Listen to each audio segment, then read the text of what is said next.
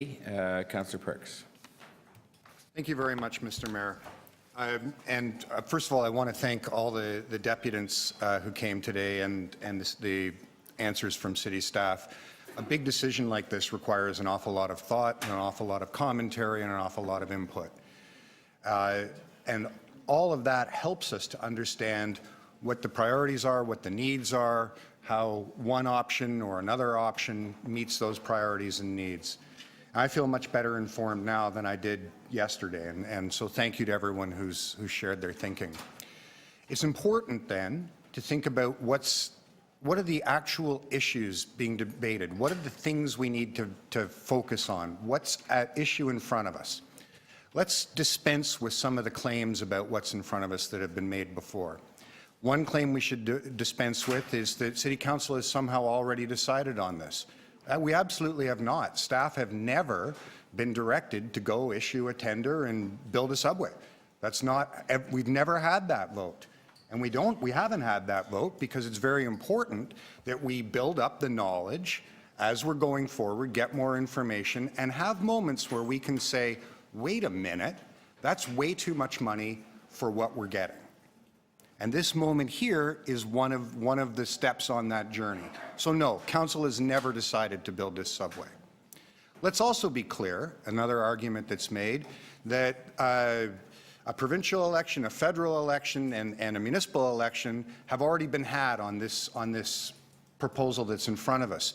That also is not accurate. Exactly one person has ever run for council and said that they're in favour of a one-stop subway, Councillor Shan. No one else here has ever put that in front of the electorate. And if you're making the claim that you were elected on this one-stop subway and you're not Councillor Shan, you're quite frankly in a position where you should be apologizing to the people who voted for you because you ran on something else.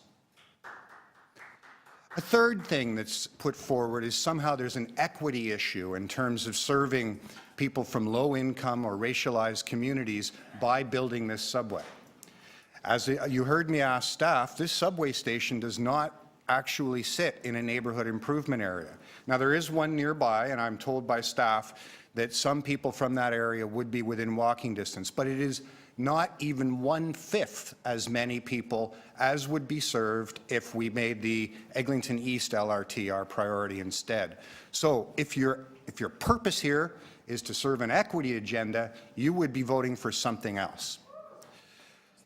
The one thing we did here, which is a valid argument, and I thank the chief planner for this, is that there's a city building goal. And that's what's really at issue here. This is about us deciding to spend scarce transit dollars to help make the Scarborough town centre more viable. It is not about serving transit riders. And if you're uncertain about that, remember Mr. Byford's answer. We could carry 8 million more people if we took the carrying cost of this and put it directly into service. This proposal gets us 800,000 new riders. Investing in service is 10 times more valuable for transit riders than building this subway. Thanks, Councillor Perks.